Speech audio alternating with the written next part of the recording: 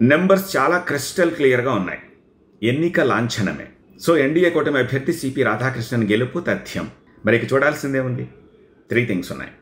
Number 1, last ఉపరాష్ట్రపతి ఎన్నికల్లో 15 ఓట్లు చెల్లకుండా పోయాయి. చెల్లకుండా పోవడం అనే దాంట్లో 2 రకాలు ఉంటాయి. మొదటి రకం ఏమిటి?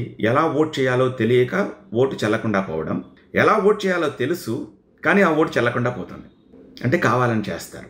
సో ఈసారి 2 గ్రూపులు కూడా మాక్ పోలింగ్ పెట్టి ప్రాపర్గా ఓటు ఎలా చేయాలో అందరికీ చెప్పాయి.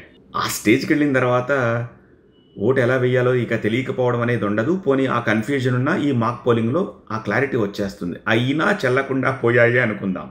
ఇంతకుముందు నేను చెప్పిన 2వ రకం అవుతుందన్నమాట. అంటే వాళ్ళకు తెలుసు ఎలా వేయాలో కానీ కావాలని ఏం చేస్తారంటే ఆ ఓటుని చెల్లకుండా చేసుకుంటారు.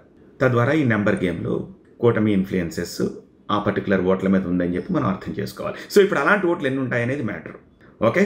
Number 2, cross vote. ప్రతి కూటమికి వాళ్ళ నెంబర్ తెలుసు, ఇంక్లూడింగ్ అవుట్ సైడర్ సపోర్టర్స్తో సహా.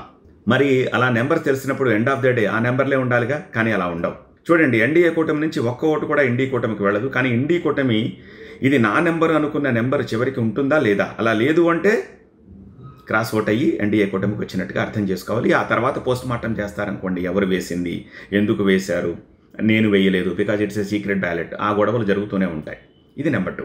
నెంబర్ 3, తటస్థంగా ఉన్నవాళ్ళు లైక్ బీఆర్ఎస్ అండ్ బీజేడీ. వీళ్ళు క్లారిటీ ఇచ్చేశారు.